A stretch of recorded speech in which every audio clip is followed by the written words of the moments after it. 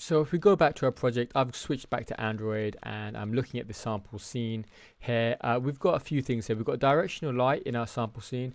We've got AR session, AR session origin, and our AR camera. The AR camera's got a tracked pose driver component on it. That helps us know what the rotation the camera is in kind of in the real world. It's got AR camera background script. It's got a few other things on here. I'm not going to go through all of this because there's not really a need for it at the moment. AR session origin, which just links to the camera. That's looking at the AR. AR plane manager visualizer. AR point cloud visualizer. AR placed cube, which is linked to something called place on plane. You'll notice these have an icon next to it. This one doesn't, and I'll explain why in a second. Then we have AR session, which is saying which is actually running the AR augmented reality session itself, and you'll notice that light estimation is off. We'll look at that maybe in a future tutorial. And then we have the light itself. So I'm just going to click on to AR session origin. There's this script called place on plane. So when we were tapping on the screen, this code was running. So if I double click on this and I open this up, we're going to want to look at this because in this script is a reference to a prefab, and if I click on this prefab, if it lets me, it shows the cube that we were placing on here, and you'll notice that this cube, if I click on side of it, it doesn't have any special augmented reality scripts on there either. It's just a regular cube, except it has just a tint on it. That's it really. Okay, so I go back to AR session. Let's look at this place on plane script. So when we're tapping on the surface, it placed the cube, and when we tap somewhere else, it moved the cube right to that location. And you know, if we dragged it, it kept on moving it because it was constantly doing it. So that must mean it's some sort of script is happening in the update method.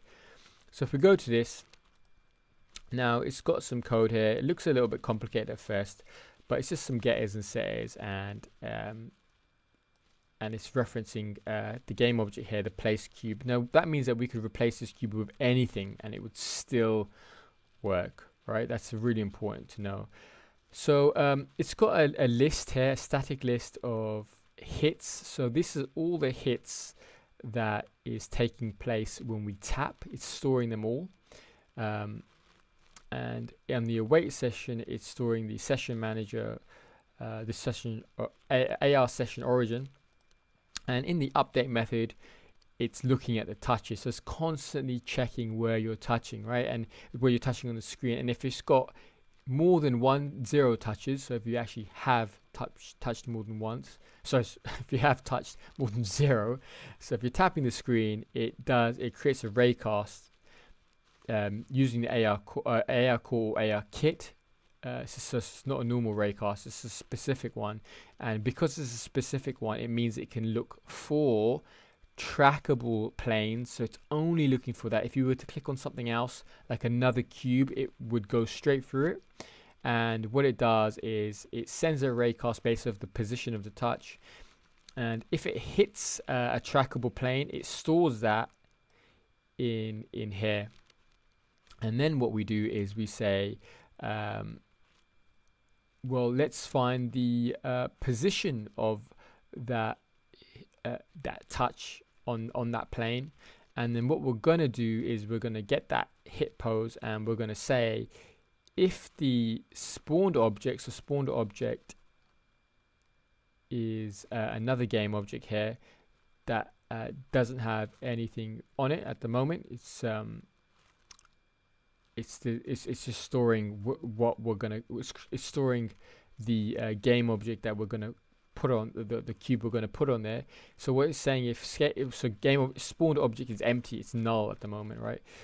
So what it's saying is if we tap on the screen and spawned object is null, which it will be, then instantiate. So it's gonna create a new cube, AR place cube at that point, right? So the first time you tap, it's going to create that cube at the exact position and at that rotation, and and then it's gonna, and every time you tap again, what's gonna happen is it's gonna get to that point of the code. It's gonna go, oh, actually spawned isn't null because we already created a spawn.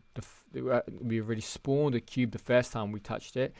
So it's gonna go to else, and else is gonna say, oh, okay, since you've already instantiated it, skip this part. What you're gonna do is just move the transform position of that cube to the new position, and that's it.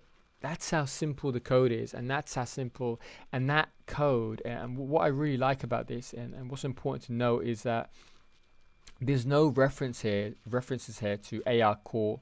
There's no references here to AR kit.